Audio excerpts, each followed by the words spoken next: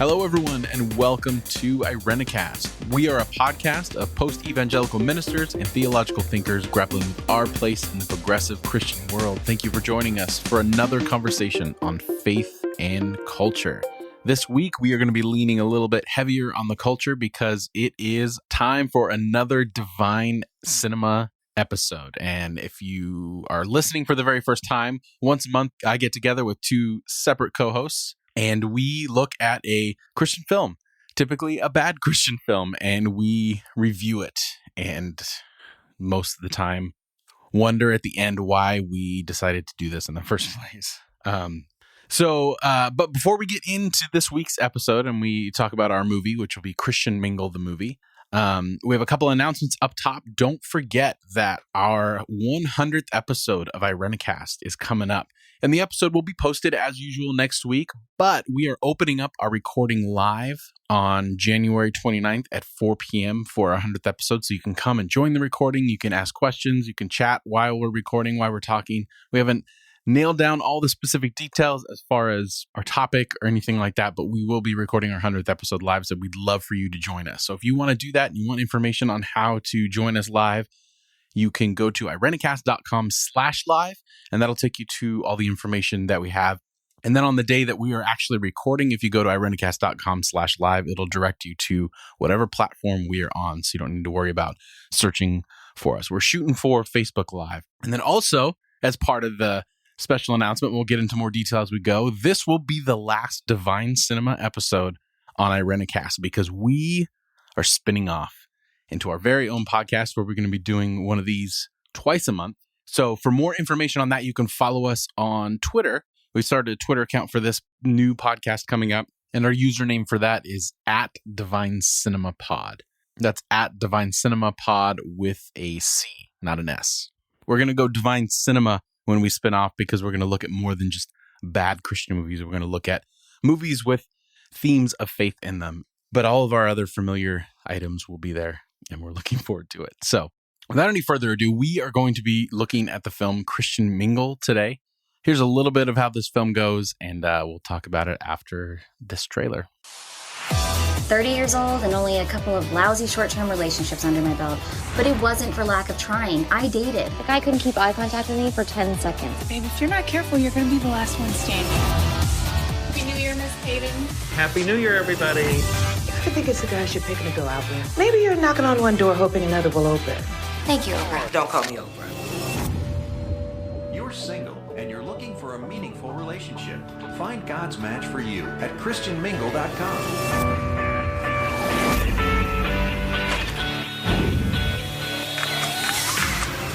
You're right, this is wrong. This is wrong. What's wrong? I'm Paul. Gwyneth Hayden. This is weird, isn't it? It's a weird way to meet somebody. It's a very strange new world. But the stuff between never really changes. Family, joy, our love for the Lord. Yeah, I gotta love him. The Lord.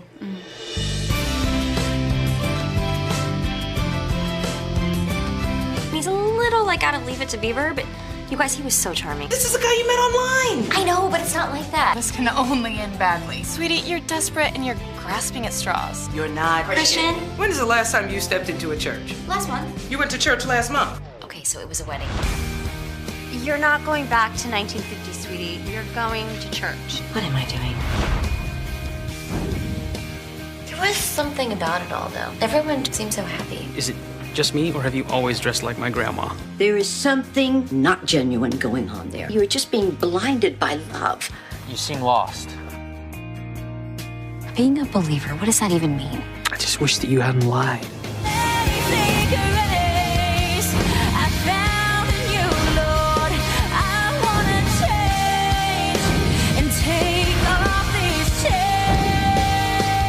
I wanted to say thank you for opening my eyes, my heart, to all of this. For the first time, I have this sense of purpose in my life.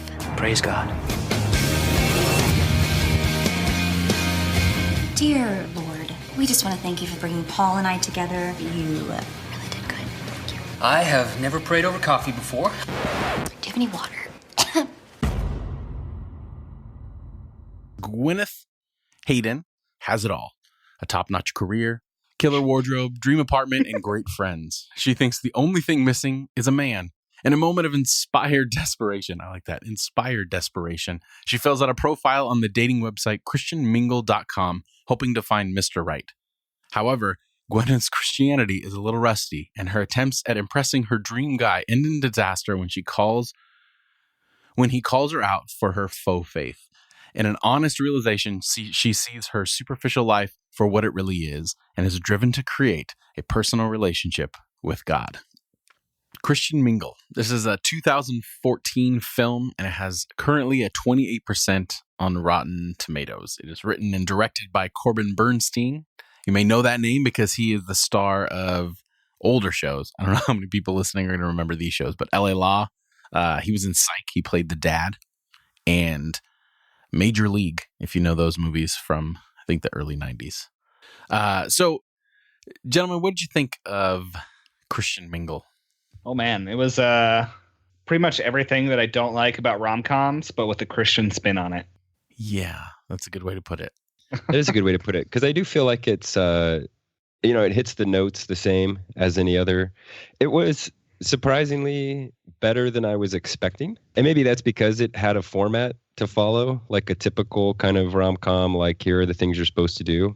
So there are ways in which, as a movie, it wasn't some horrible piece this together, overly Christianese kind of a thing. It was nice to have a main character who, for most of the movie, is not actually a Christian, at least according to everyone else that was judging her. Yeah, it's actually, what I thought was interesting is it definitely sticks more to the genre film than it does like the Christian film. Like, it doesn't try to hit you over the head with its message. In fact, that's kind of like the point of like half the characters in the movie, right? Especially we'll get to the big reveal in the end. But I was reading, and the writer-director, Corbin Bernstein, actually said in a quote when he did an interview for this movie, he says, why can't there be Christian movies that are just faith-based but are still just genre films? Instead of educational, hit people over the head with Jesus movies every time, why not a romantic comedy? And I think that purpose definitely came out. Like, it wasn't about like, texting everyone at the end that God's not dead, or accepting Jesus before the end of the world, or making sure you celebrate Christmas right. It was just a story that happened to incorporate a central motivating factor for the key characters being their relationship with God, which was pleasant, right? It didn't feel like we had to go to the altar at the end of this movie and have some big major divine experience. Yeah, right. Yeah, definitely. Conversion. I did get a sense too that the film is somewhat self-aware. A number of the characters, or especially the main character, would over and over, make a comment about how something was awkward or just a little bit weird, or sounds kind of silly. Like, there was a little bit, not a ton, but a little bit I felt throughout the film of definite self-awareness. And that was refreshing. It tried to be clever and succeeded very few times, but still it tried. Like, it put its best effort. And there was some nice some acting. Like, I was never thrown off by the acting or the production of the movie itself. Like, there was nothing that I was like, oh my gosh. And there wasn't like some Christian celebrity cameo or anything like that. Yeah, which was also very nice. The main star actress, Lacey Chabert. I don't know how to say her name. I thought she did a pretty decent job acting in the film. I mean, I think she had some semblance of comedic timing and was doing the best that she could with script that she was given. Yeah, she's got a pretty decent resume too. She's one of the plastics from Mean Girls. She was in that movie. She was actually the voice of Meg Griffith from The Family Guy in the first season. Was she? Whoa. I didn't know that. That's super awesome. Just the first season, but she was the voice. She was in a video game I played a while ago, in a Star Wars video game. Oh, that's cool. That's good. Yeah, no, she was solid. Like, in fact, I thought everyone was. I thought the main guy, Paul Wood, which we'll get into that. Milquetoast. Yeah, exactly. I mean, he played that part well. There's some fun little cameos, like her boss at the ad agency. I just remember him from Groundhog Day. Yeah, definitely. When I saw Stephen Tobolowsky in the credits at the very beginning, I was so excited. He's the boss. So he's also been in Spaceballs for like 2 seconds. He's the guy that says, "You idiots, you've captured their stunt doubles." Fun random. And just as a side note, I don't know if it's still on Netflix, but there was a quasi documentary called Stephen Tobolowsky's Birthday Party, which is just wonderful. It's his like birthday party from the beginning when he is setting up the food to actual people coming over, and it's like mixed with just interview. It's a wonderful movie. You should watch it. Interesting. And about all the different tiny little roles that he has and who he's connected with. He's a great storyteller, and I thought his character in this movie, totally the kind of Magoo dorky, but he's just so good and he's subtle. Yeah, definitely. He's so fun to watch. Yeah, it was good. So let's start this. So it opens. I mean, there's everything about this movie is a paint by number rom-com. Like if you've seen a romantic comedy, then you've seen essentially this movie. There's not a lot of twists that they make. They really stick to the formula with this one. So including down to the beginning is the main character's first or a date that she's going on with some guy who has my favorite quote of the movie, by the way, is I love stinky cheese. It clogs the pipes, but still, I don't know why. I just thought that was hilarious. So she's on a date with this, jerky kind of guy. And then they set up, then it cuts to her talking to her friends about how he left and all that kind of stuff. And they reveal that he's a gastroenterologist. Oh, so I missed that was extra funny. I missed that. Then that makes the clogging the pipes even funnier. Okay. Dang. Absolutely. Way to pay attention to details, Adam. I know. Definitely something I missed. I absolutely missed that. That's good. Yeah. That's like the self-aware part. I was like, that's great. I had a stiff glass of bourbon for this film, so I missed little things like that. So then she's sitting here with her group of friends, which is pretty typical of a rom-com, talking to her about her latest failure in the dating realm. One of which, there's actually a non-white person in the group of friends that doesn't fit any stereotype of their race. It's an Asian woman. But we'll get into racial stereotypes later because there's still plenty of film left. That's goodness.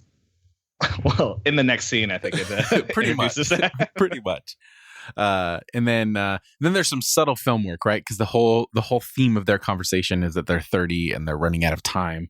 And then she's walking to her apartment and she walks past a clock store with like all these different clocks in the window right next to her apartment, apparently. Yeah. The whole one of the other parts of the genre, I think the voiceover at the beginning, when it started with that, I was like, oh no. This is not going to be good. Yeah, because she gave away the ends, right? She gave away the end. Absolutely. Yeah. In her opening narration, it started out about a journey to meet a guy, but then I met the guy. And, it's him with a capital H. And you're just like, okay, whatever. Sounds good. Yeah.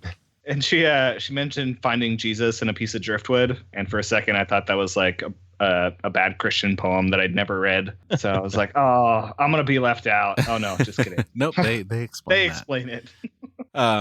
So it cuts to her at work, right? So now you get to meet the characters at work. She's walking down the hall and everyone's saying hi to her. And she's ignoring them because she's so disappointed that she is yet to find a man. Then we're introduced to her coworker, Pam. Tell us about Pam. Pam is Gwyneth's coworker, and she's Gwyneth's friend, and she is, I'd say, probably a stereotypical sassy black woman who dispenses wisdom to the main character. And there's also a scene where she goes ahead and calls her Oprah. So that's nice. Well, and she pushes back. I love that. I love that the character, right? Pam says, don't call me Oprah. Like that's not cool. But then proceeds for the rest of the movie to characterize her as Oprah, like in action. Yeah, yes, absolutely. Yeah, and it's frustrating to me. One of the things that bugs me about movies like this, and even movies in general, whenever they do stuff like this, where you have all these extra characters, and you put them in the scene, like at her work or wherever, but there's no real sense that they belong there. What I mean is we have no idea what Pam does throughout the movie. All she gets asked to do is get coffee. Like that's it. Like her role apparently at this job is to get coffee. And then the, 15 to 20 extras that they have that she walks past or that show up in the meeting later. We have no idea what they do or what their role is other than to like fill up the scene. Or be super creepy. Those twins? Were they twins? Yes. I'm assuming so. It looks eerily similar. Yes. And not in a good way. And just eerie in general. Like they're in the office and she has to give this pitch and they keep cutting to these two guys that look exactly alike and they have these like serial killer faces. Like, it's just, I don't know if they're like friends of someone for the production or they won a contest to be in the movie or whatever, but it was one of them has like a chin strap beard facial hair thing, which is never really a good thing. I feel like they had acne maybe or something, which, isn't horrible, but it just felt like makeup. They had a lot of freckles. I think it was. Yeah. Okay. Yeah. It was hard to tell, but it just, you got the sense of like, why are any of these people here other than to fill out the scene so it's not, just two people in the room. Yeah. And they don't answer that. They don't have to go into depth like, here's the bio behind these people or exactly. But they never explain who the heck these other people are. You just assumed. And why not even just use the people that talked to her when she came into the office for the first time? Like, use the same people because you've at least established a little bit that they exist. I did feel like some of these people are definitely extras. Like, these aren't actors, because even the way they walk kind of in and out of the frame seems a little suspicious. Like, so there's other scenes where people are in a church and everybody's kind of filing out. And even then, I just got the sense that these people feel awkward about what they're doing. Like, they're walking, like, we're not looking at the camera. I don't know. Yeah, a little bit. It just felt bizarre. So the side plot for the movie. So obviously the main plot is she's trying to find a man. But the side plot is that she's also a VP in some kind of advertising firm, and she has to sell people on their new client's product, which is a hair growth pill. And she meets the person, which is Donnie DeBona. Is that how they pronounced it? I don't know if that was supposed emphasis to be... on the bone part. Yeah. It really was weird. DeBona. Right? Because they seem to over-enunciate the bone part. And then when they meet him for the first time, he keeps giving eyes at Gwyneth, the main character, but it never really pays off. Like, you totally expect him to like try to hit on her or something, but nothing. That was weird. It did feel like, oh, you're setting something up. Yeah. I mean, again, he felt like the boss from Seinfeld or something, right? Like, yeah, he played Jay Peterman in the Seinfeld for a couple seasons. Even later on, there's a part where she's pitching some ideas to him. It just felt like I have no idea what he's thinking, if he likes it or not. And multiple times, I feel like this is the reality with these Christian movies: is there's stuff where, in the room when people are talking about, writing stuff, or, oh, it'd be awesome if we had a character that was like this or whatever. It's like it doesn't pay off. It's just, oh, it's a funny, awkward character. That's great. Yeah. But it just kind of leaves the viewer confused. Yeah, it seems like there's a lot of loose ends that were maybe inside jokes of the people making the movie, but never really get revealed to the audience. One thing I thought was funny is that the infomercial guy looked like, to me, like a cockier, older guy for Fieri. Yes. Yeah, he kind of did. Uh-huh. Yeah, so she goes home after this big meeting, and she goes and she's flipping through the channels, and all these infomercials are playing, and this is where she is introduced to Christian Mingle. Did you guys happen to see how they're showing the commercial on the TV and they show someone's profile picture on the screen? Uh-huh. Did you happen to notice the name, the handle for this person's? I didn't see it. It's great. It's his ministry man. Like, is his little profile that they click on yes for the commercial. But I thought that's what it said, and I rewound it and paused it just to make sure. And it does. It's his ministry man, of course, with a capital H. Yeah. There's only like 7,000 guys who've registered with that particular handle. His ministry man 1, 2, 3, 4. 777, because that's the most Christian way to phrase it. If that's a Twitter one, I'm taking it. I'm going to be his ministry man. Yeah, I thought it was pretty ironic that it showed a bunch of infomercials, and we're watching like a 2-hour infomercial is essentially what the movie is. Right? Yeah. So I don't know if that was a little bit of the self-awareness that you were talking about, Adam, but I thought it was pretty funny. I thought it illustrated complete lack of self-awareness for that particular instance. Like, even later, because later she talks about how, like, basically her job is to lie and present things and stuff like that. And like they really kind of take a subtle jab at advertising in general, even though they are a movie that is advertising a Christian website, because we know that they're getting money for this. Otherwise, they just would have, did the typical like movie, come up with a name that's sort of similar that people know what you're talking about without actually saying it. Yeah. And then when she's filling out her profile, it asks her what church she goes to. And I think she just put God's church. Like, she didn't she just open another tab on your computer and look up a church that's near you and put that one in. I don't know why that little thing bothered me so much, but it absolutely did. Yeah, I was curious how they were going to handle technology in the movie. So like, how are they going to do text messages and all that kind of stuff? And they really just ignore it. Even with the computer, maybe they get a couple text message back and maybe they'll like show the front of the screen or whatever for a half a second. Technology didn't seem to play a role in the movie, even though it's 2014 and she's using a website app or dating app or so. I don't know. It was just, that felt like a miss to me.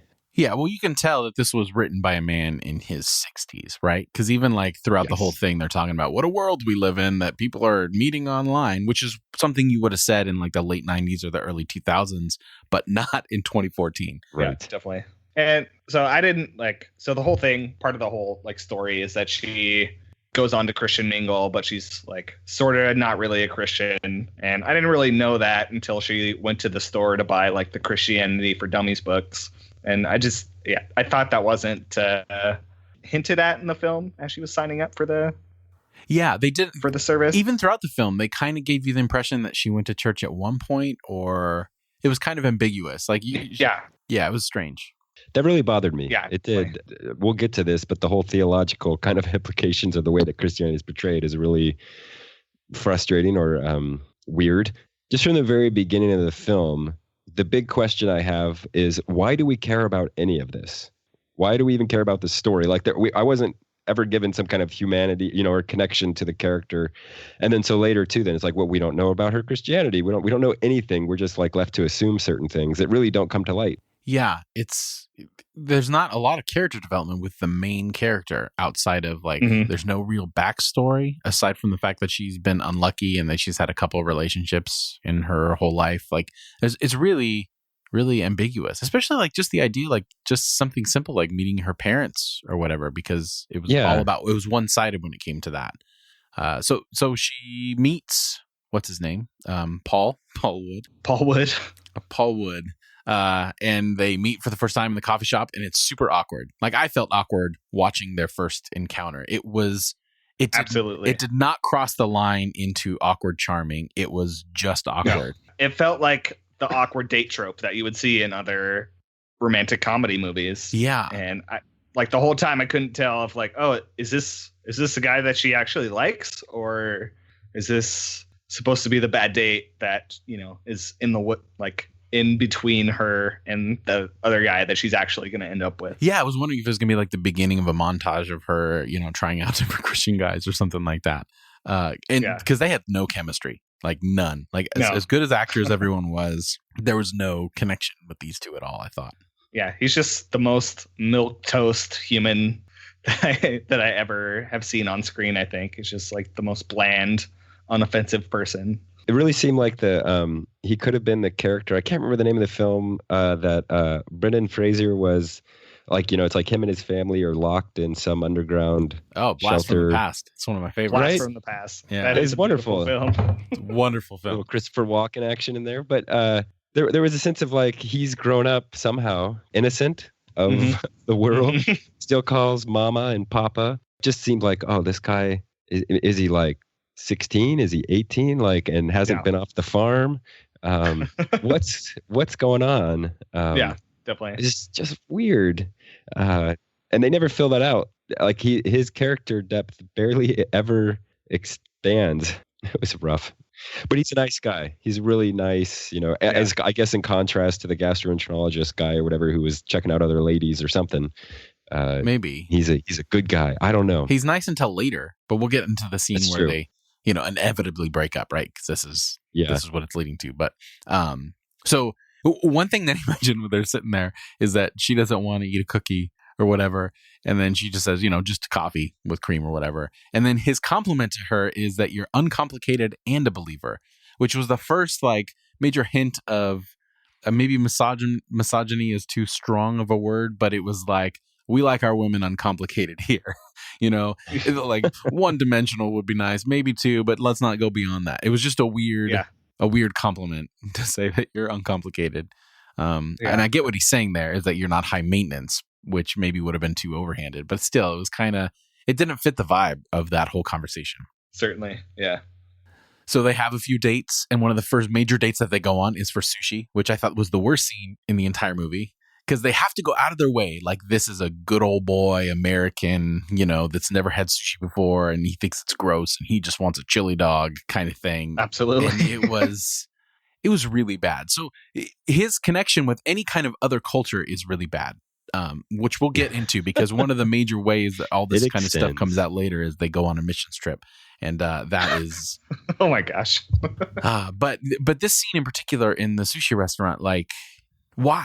I don't like that association or that character type that, it has to be this like white bread, straight up American person to be the Christian. I don't even know why that was a necessary element. Yeah. When I watched it, it seemed like it was a very underhanded way of saying that this type of white man is like the person that Christians should be, essentially. That it's okay and good for people to be milquetoast or to be like these good old country folk who just like eating chili dogs and things like that. And steak and cake.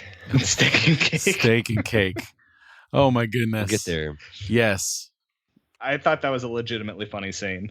That one was definitely funny. But I agree though that like there's this sense of Christian equals innocent. Yeah. And innocent more defined by ignorance than than actual life experience and choosing some kind of positive view on humanity despite the whatever, or like almost like the good Christian man, boy, or whatever has been uncorrupted by whatever, the city, by sushi, by other cultures, who knows what. But it's just a good old boy. And that whole picture of good old boy equaling innocent, I mean, honestly, mostly just ignorant. That's another problem that I see in a lot of Christian movies. If we could just go back to our 1950s, Leave It to Beaver kind of mentality or world, then that would be great. And that's where we should be. I mean, I don't think they tried to say that necessarily in this film, but behind the character portrayal, those are equated in a way that I think does a disservice to Christianity. Yeah, certainly. I think that's the message that the intended audience of this movie is going to receive too, of like this guy is like the way that you're supposed to be as a white Christian male. For sure. And they do go as far as mentioning it. Like, they don't say the Leave It to Beaver, but they do say like, oh, that's very Brady Bunch of you. Like, they definitely bring it back to that era and that, well, I guess that Brady Bunch was more 70s and it was a mixed family, but it was still that vibe, Good, wholesome, good, whatever. Exactly. So they go on a couple more dates and Paul gives his testimony. Anyone want to tackle this one? Like, what is Paul's story here? Can you do it without laughing, Dylan? Let's try. All right.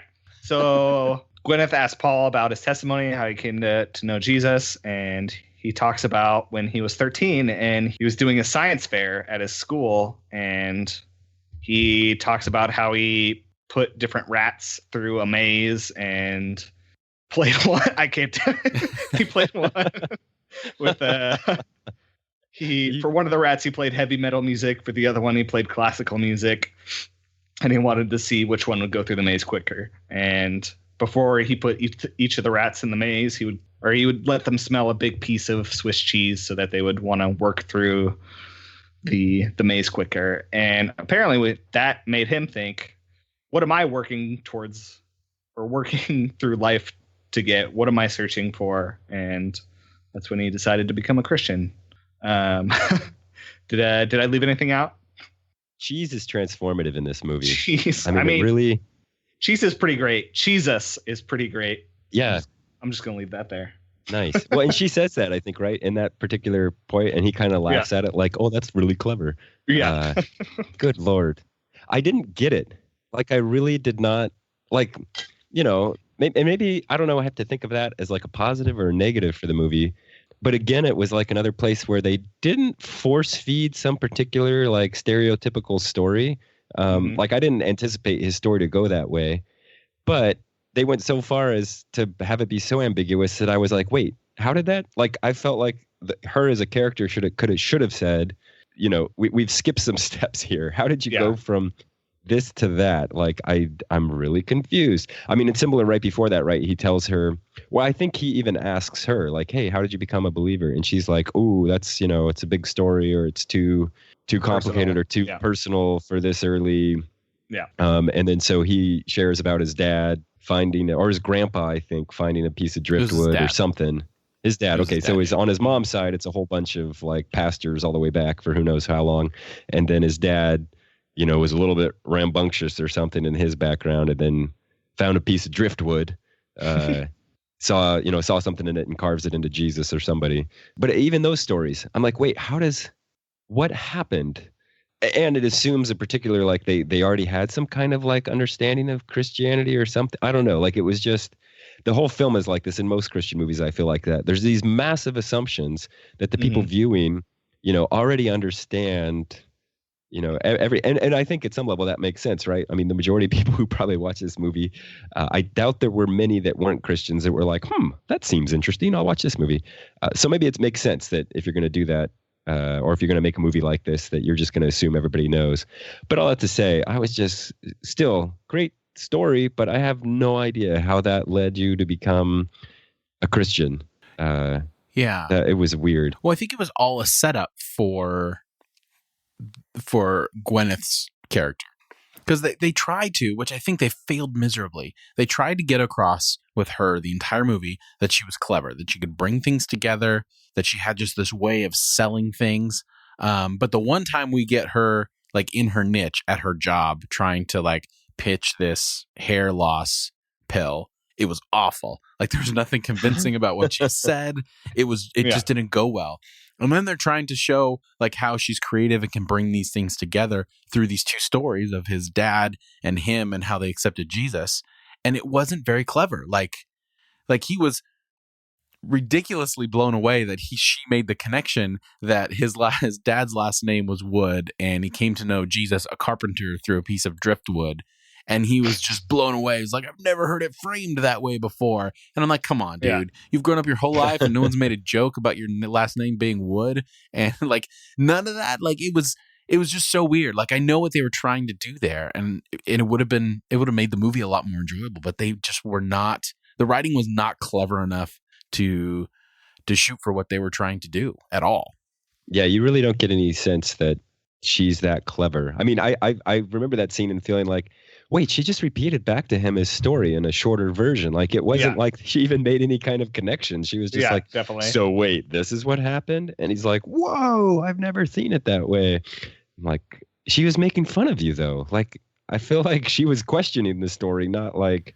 Exactly. Yeah. It felt more like a joke than like trying to like get him to reframe that at all. It was weird. Yeah. So they keep dating. They finally go to church, and then you meet his mother, which of course. Wait, when did it? Don't they go to? Is the Bible study scene? Because that was fun for me. Oh, that's right. Like this was the Bible study scene. I think that was just before this one. So what happened in the Bible study scene? Yeah. So they have the study scene where they somehow she decides that she'll go to this Bible study with him, and they walk in the door, and this is where you find out that there's this possible previous love interest or a connection for him. Kel, yeah. And I don't know. In some ways, I really liked her character throughout because she's kind of devious, it seems like, or she's kind of the pissed older sister or something. Yeah. Or, this is my property and you better. I don't know. And they don't really fill her out much. But anyway, so they walk into this other person's house. He's invited her to, I guess it's a small group Bible study, and introduces everybody. One couple just got married. One couple is pregnant. And then the last person besides Paul and her is this woman, Kel, who you can tell right away, they have some kind of connection. Like they went to, and he explains that they went to like, church camp or some kind of summer camp together. But then the scene ends at some point with them sitting around the table and, starting to read Romans, which all good small group Bible studies do. You start with Romans, people. You do. That's right. The Romans road. But there was this weird thing that I feel like they did in other places as well, other scenes. She kind of like somebody says a verse or something, or she does, and says it's from Galatians, I think. But then like, oh, no, I mean, it's from, figures out and corrects herself that it's from Corinthians, and everybody's like, oh, okay, like you're okay then. Because part of the tension that maybe we've gotten to and most likely isn't built up very much, but is that, okay, she's not a Christian. So is she going to be able to pass as one in front of these people, which gets repeated in a couple different places? Not very well done. But that to me, like the test was whether or not you knew that this particular passage that some random person said was in this book or that book. And I just think... Yeah, that was strange. Because the verse she quoted was the weird thing, like not where it was. And that's what I thought everyone was looking at her because she quoted this weird verse about sexual immorality. And I was like, which was kind of funny. Yeah, it was. Yeah. And then they like totally undid it. And she's like, oh no, it's from this. And everyone's like, oh, okay. And I'm like, whoa, that was not the way that I was expecting that to go. Cause it was, yeah, that was strange. I just assumed they sat down at that point and then they took a, okay, here's the setup. And it's kind of funny because she says this sexual, because it was pretty funny. It was kind of like, oh, they should get married or so you don't get lost in sexual temptation, right? And then maybe the writers got up and went to lunch or something and they come back and are like, okay, let's see. How can we play this? It really felt off. Yeah, it did. And there was a lot of little moments like that just like they were trying to hit something and then you either like knew they missed it or then you were wondering like, well, what were they trying to do? Because I don't understand what happened in this little moment. So then she finally goes to church with Paul and she meets the family. And of course, the mom is the stereotypical manipulative, meddler, classy, upper middle class, rich lady, who his trophy wife, basically. Yeah. I was gonna say she's, I think maybe one of the only characters whose motivations and whose like intent throughout the whole film was pretty spot on. That's to that actress's credit. Yeah, that's true. So you can tell, from the very beginning, like the first facial expression, like she doesn't trust, and she's right? Like the weird thing about all this is like the person that we can probably classify as the villain of the movie is the mom. So they go out to lunch, which we mentioned this earlier, but they, they're like, let's go to steak and cake, and it's exactly what you think it is. In fact, I'm still thinking about it because I would like to go to this place. Absolutely. Like they had like 4 whole cakes and just like piles of steak. People were just, it was amazing.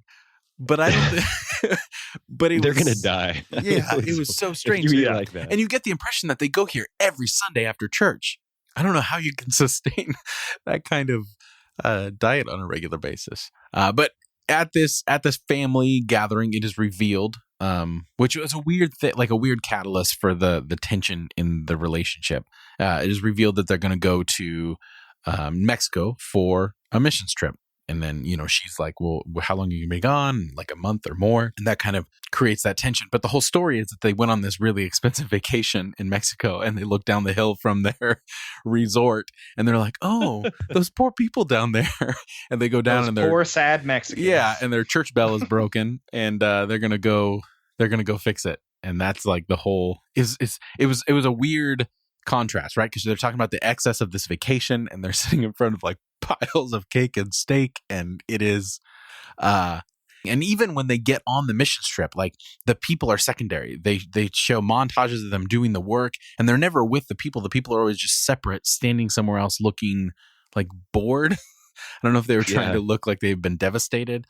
It was look sad and destitute. Yeah, so this whole Mexico mission trip becomes the catalyst for like everything being found out, but also like them starting the process of coming together. And it was hard to watch, like that being the motivation for it, because even like after they broke up on this mission trip, her narrative comes in and she's like, and that, and then I went home and then she assumed like as it was supposed to be, right? Or something like that, insinuating that God orchestrated this whole thing.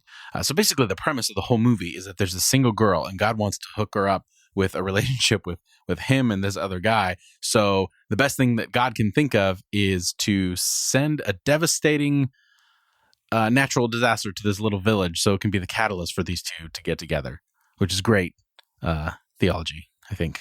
It was bad. Bad. I think my favorite worst scene of that whole montage was when she sits down in the school time with the church. School time is essentially having the white matriarch, Morgan Fairchild's character, read the Bible to the little Spanish children, and she's reading it in English and it gets translated in Spanish to the kids. And I couldn't help but think and watch that, like how how are these kids learning? Like, how is this any? Yeah, but then they abandoned the whole translation thing, right? Yeah. So Yeah, that was awkward in the middle. Yeah. And then it was like, oh, we know a couple words in Spanish. Let's just use those right now. Well, yeah, or apparently the mom and the other woman who had a wonderful Spanish accent when she spoke Kelkel.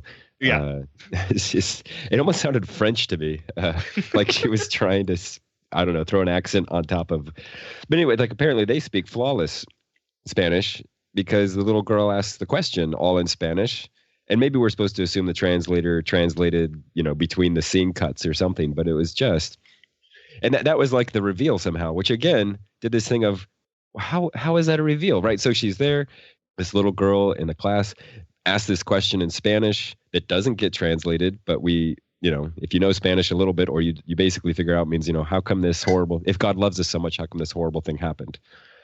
And their response is to quote another verse, like, well, there's an answer actually for that. And it's in this verse, I guess, because Gwyneth cannot find either the passage in James that they're referring to. James 1:7-8 is what it was, trials come or something like, but anyways, because she can't find it in the Bible or something, I don't even know what, that they knew, they figured it out. Like this voiceover comes back on, right? Like, everybody knows now that I'm not a Christian. Maybe you guys can help me out. But I was like, well, how did they know? I'm confused. Well, I get what they were trying to do. It felt like, this is a pivotal scene, right? Like this is where kind of everything breaks open, sort of, because the mom is trying to trap her, right? So, of course, we're going to use this small Mexican girl in this classroom as a trap for this girl to reveal that she's not a Christian or whatever.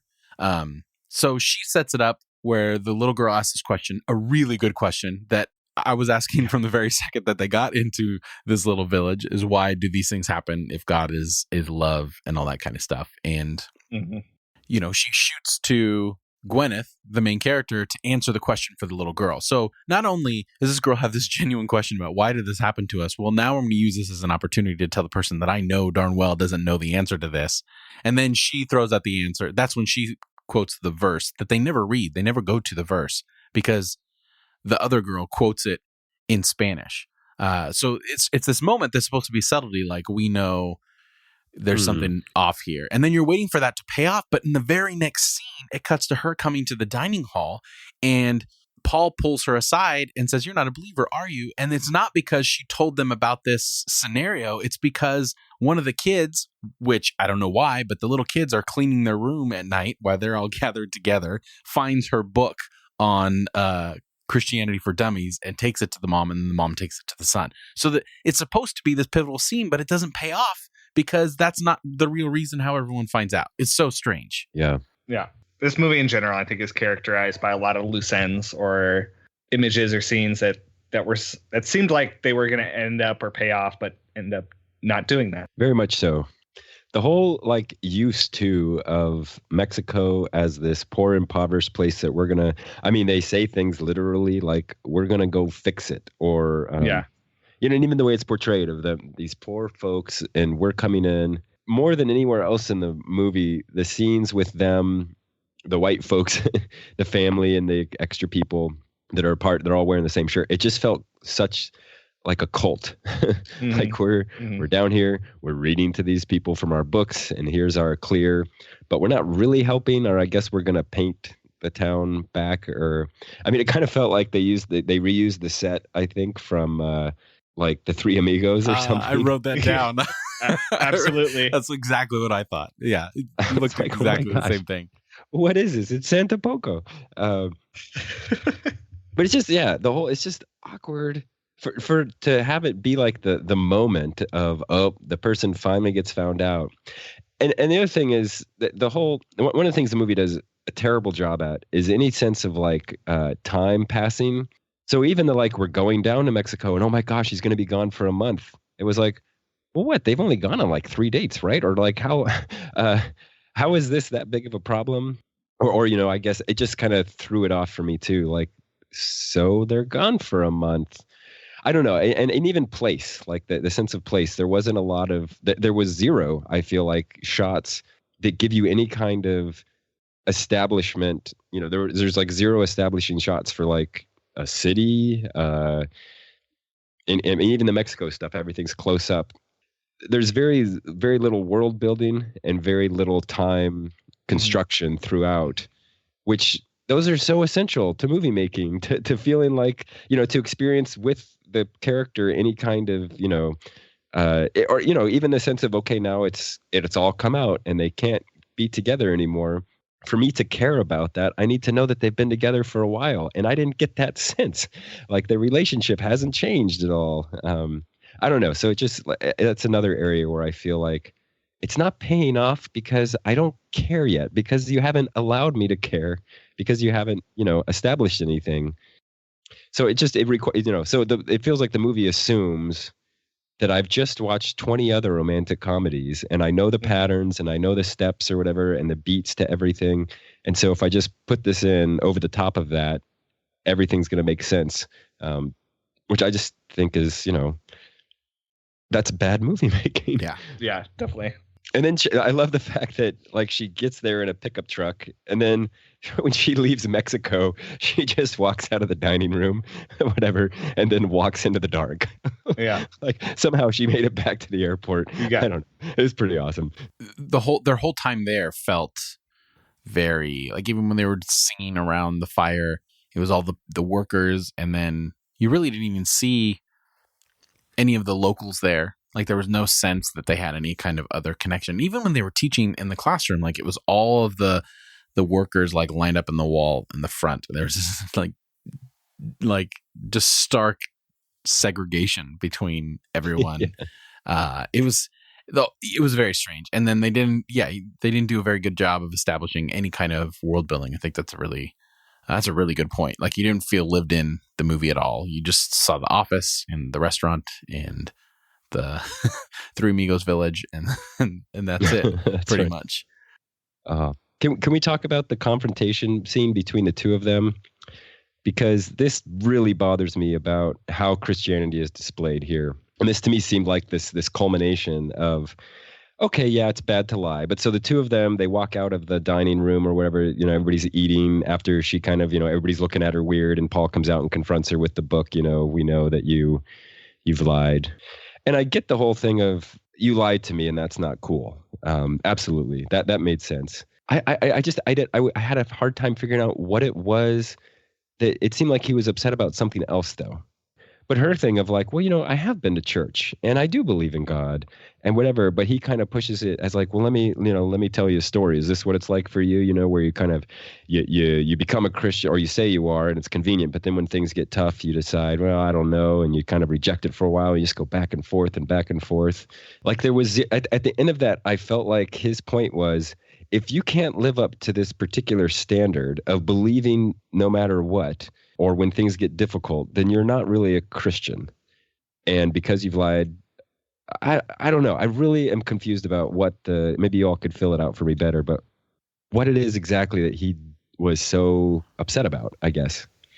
I don't know. I don't think that he's upset about anything. Like, I think that first of all, she never confirmed that he was 100% right in all of that. And on top of that, like, even like later in, like, shortly after the scene, she tells her friend, like, she wants to have a relationship with Jesus, but then everyone else treats her like she's not there yet. Like, there's this journey or obstacle she needs to go to before it's finally happened. And there was really no, which I liked and didn't like. I would have liked if the movie as a whole was more creative in handling it. I didn't like it because the way the movie was, you kind of needed it. But there was no conversion moment. Like, there was no moment where her relationship with God became official, right? And if the whole point of this rom-com was like, it's more of a romantic comedy between, this girl or this woman and God, there was no moment where that was solidified. In fact, that they had this like weird montage where she's so depressed that everything has ended, and she's talking to God, and God, sends wind through the windows, and then she's walking out of a coffee shop and looks at a couple who's sitting there, and then someone accidentally bumps her with their purse, and she's like, really, God? Like, those things happen all the time. Like, those things pretty much happen every time anyone goes into a coffee shop anywhere. So they tried to establish this big, like, oh, my life is falling apart, but it was a little bit of wind through your window, and you saw a couple, which is pretty common at a coffee shop, and someone actually bumped into you. And that was Like that was the extent of your really bad time. Yeah. The whole conversion thing happened in a montage. Yeah. And then never really happened. And I felt like it was very disjointed because I thought I like kind of picked up on it, but it was in like two different experiences. It was after she like came back from Mexico, and then there was a conversation that she had with Paul. It was like supposed to be a reconciliation type of conversation. And then after that is when, she has her dark night of the soul, I guess is what you call it. And yeah, because he ends up with the other girl. Kel. Yeah. Yeah. So she leaves that being really sad and gets really angry at God. And it's raining outside and has to open the window to say sorry to God for being angry at him for some reason. I don't know. But anyways, what I'm trying to say is that it felt very disjointed like the rest of the film, and that it seemed like they were trying to portray two separate conversion experiences that's in quotes. Yeah, but, it's like they edited it wrong. Like there's certain scenes that should have been earlier, and then other scenes that should have been later to give you more of like a flow of what's happening. And because somehow in there they end up like friends again to where they can talk, and then that's when she confronts him about like why he's with this girl and how he settles and how he's a bit hypocritical and he's not living for himself and everyone else is telling him, which is spot on. Like, and then he freaks out. Like he goes from, one to, milk toast all the way through to like, then like telling her that she has no right. And that just because she's not a Christian at that point, but then you get the sense that she is a Christian, that she doesn't have the right to or shouldn't have the insight into his life. But that's just a people thing, right? It has nothing to do with salvation. It is clear from everyone who's watching this movie or would spend 5 minutes with him and the woman that he's with now and his mom that there's something wrong there. Like she wasn't given this by divine decree. It was obvious. And she calls him out and he freaks out and they don't speak again for, I assume, almost a year. Yeah, and I wasn't sure why that was devastating to her. Like she leaves that scene and it's all like, oh, I'm crying about what happened. But it was like, it seemed like she went into that just, I'm just going to say what needs to be said. I'm not like, I don't know. So it was weird. So after she leaves, like the rain comes and I was thinking, okay, here's the baptism scene. And it kind of goes into the montage, I think, or there's already been the montage if we're going to the church. And because, they talk about that, like while she's with him, this sense of like, well, I've been on my journey and I'm doing this thing. And, my church is a little more rambunctious, and it's this whatever church that meets in a strip mall and has awesome worship, I guess. And although what I did like is they show this church and it's like crazy diverse. It's like the most diverse church. Very multi-ethnic, which is awesome. Cool. Yeah, I was like, oh, that's cool. That church has the most diversity that we've seen in all the films that we've looked at so far. Like it was absolutely. Yeah, it looked like a church I would like to kind of go to. It looked kind of I thought that was cool. But so she leaves after this thing, and it feels like, okay, this is the pivotal moment. And I just remember, okay, the rain. Okay, this is the thing, it's changing. I remember, like, there's only 13 minutes left in the movie at this point. Like, what are they going to do? We then get this transformative moment, right, where she gets, at the end of the montage, I think, she gets a bunch of mail. And one of the letters is from a kid, the girl actually who asked the question in Mexico about why does God love, how can God love us if this has happened to us, blah, blah, blah. And she apologizes for her bad English. And I just feel like they found some little like Latina kid and told her, try to read this as awfully as you can. Like it was another way in which let's just totally stereotype Mexican poor and pot. Like it was horrible. So, okay, this is where I had this moment of just profound hope and excitement for the movie, because is it right? We jump to she becomes a teacher, and she mentioned at one point early on to Paul that like, she kind of wanted to be a teacher at one point. So this dream gets realized. She's down in Mexico. She's learning Spanish because she's talking with them. I mean, everything's perfect. They actually have a nice schoolhouse now. But so she's down there, and I thought if the movie ends like this, I'm going to be so happy that she has, like, that the culminating thing is that she figured out what she wanted to do. And sure, okay, like she has this relationship with Jesus now, good for her.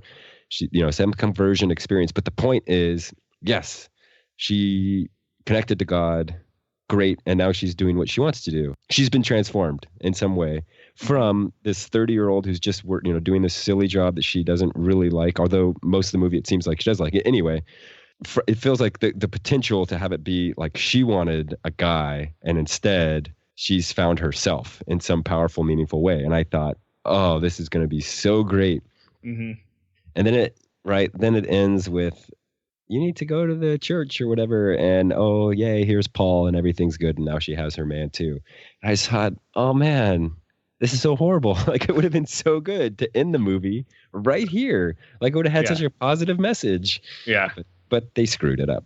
Well, that's the thing is like, so you're probably right. I think that her conversion moment, whatever, was when she got the letter from the little girl, finally explaining what the verse meant, that they were brought, they brought that destruction to make them stronger, which, ugh.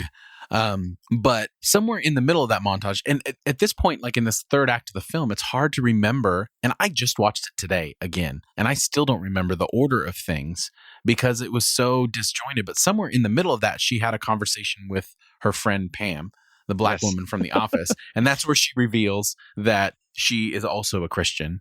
And she's like, well, why didn't you tell me? And she's like, well, and I'm not going to throw my faith around and hit people over the head and all that kind of stuff. So it's like this weird reveal. That's not my style. Yeah, like which was somewhat refreshing, right? Compared to what we see in God's Not Dead, especially.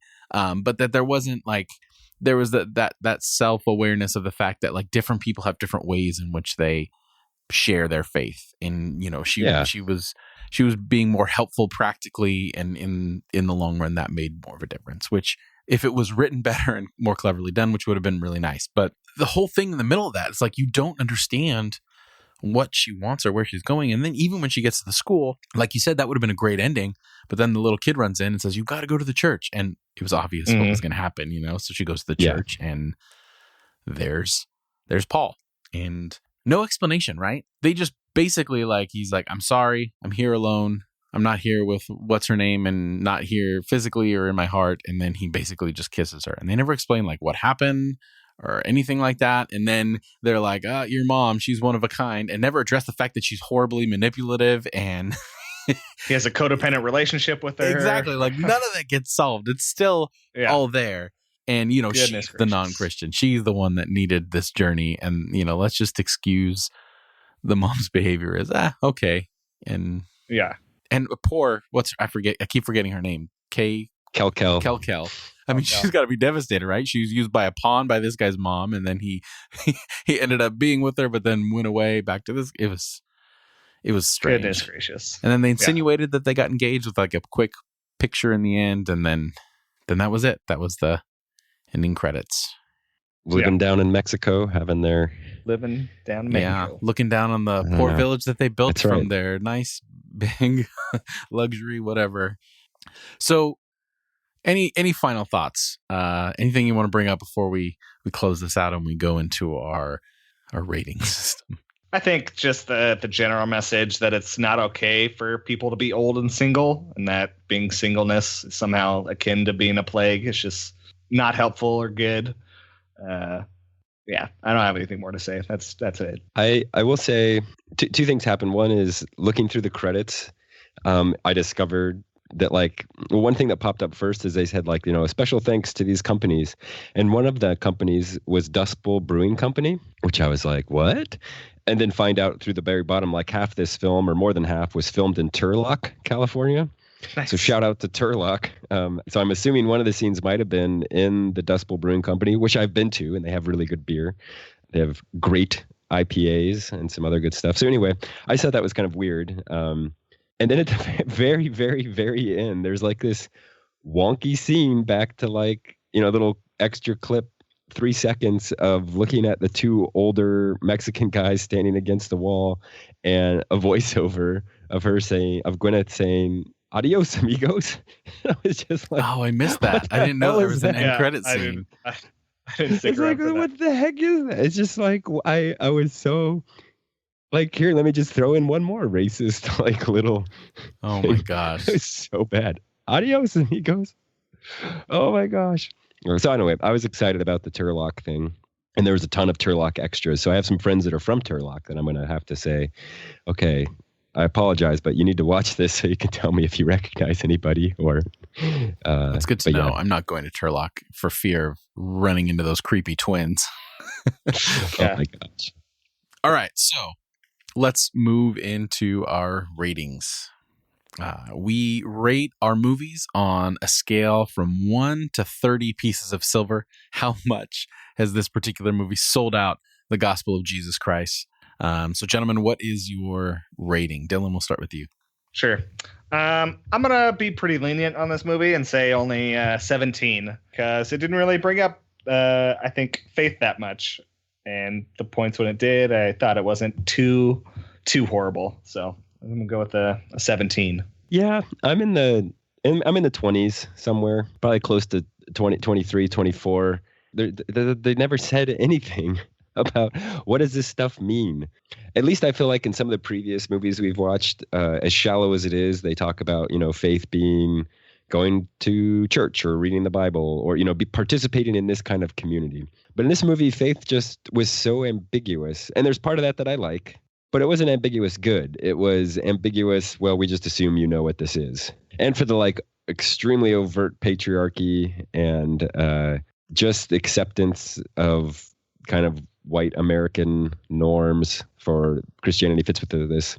So the reason it doesn't get the full 30 is because of the amazing scene with the church that she's a part of that was super diverse. That felt like that's pretty awesome that they showed that.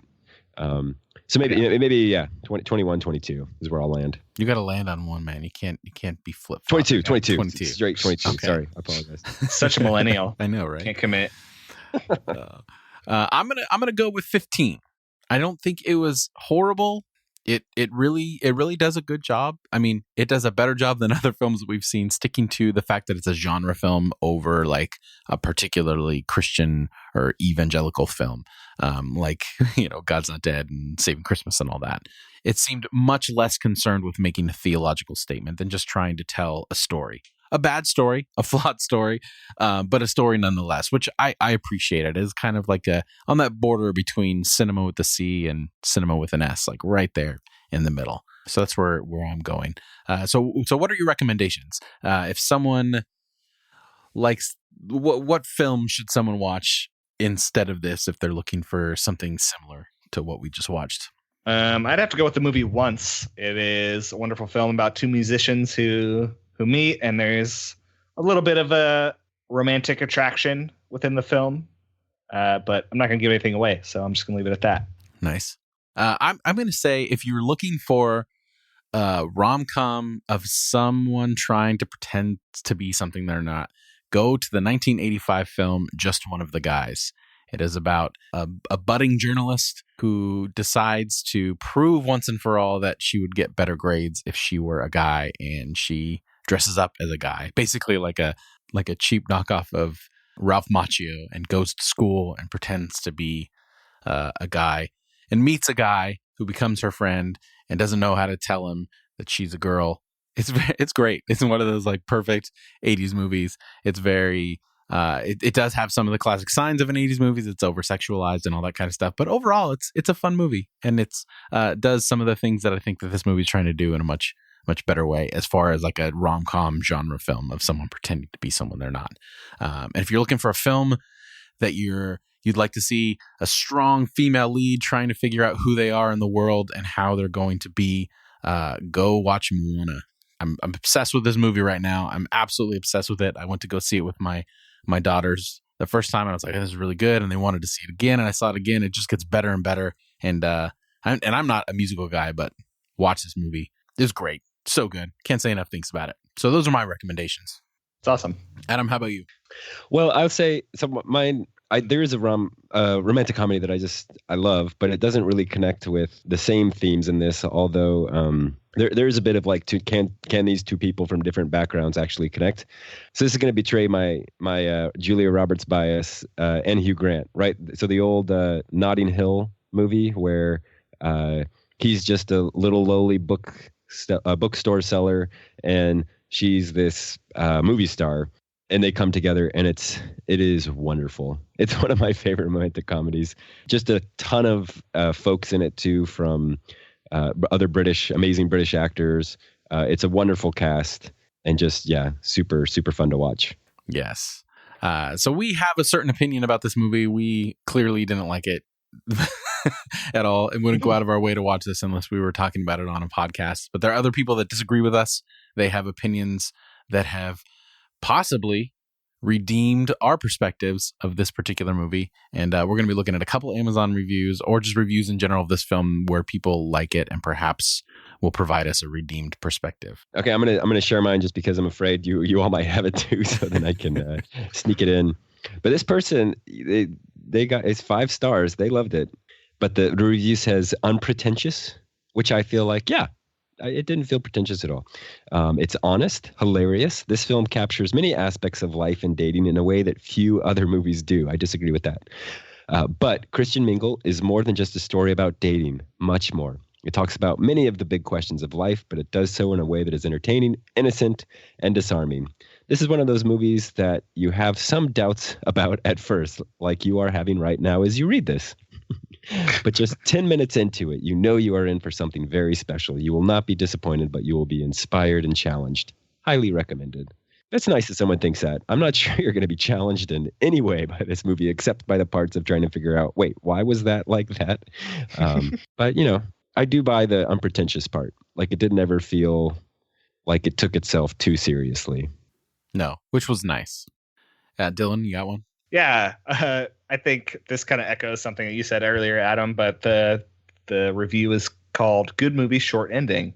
Better than it's made out to be. This is a good movie with a poor ending. I wish the directors would have given more time to properly close the movie, but it was very nice! ! And I feel like that's true. I think what you said, Adam, if they just left the movie with her going down to pursue her dream and teach in Mexico, it would have been a surprisingly good film. Better film, I'll say. Not good. Yeah. But better. Yeah. Mine is a 5-star review, also from Amazon. And it is, the title of this is Entertaining and Wholesome Movie. First sentence. Love the movie and morals.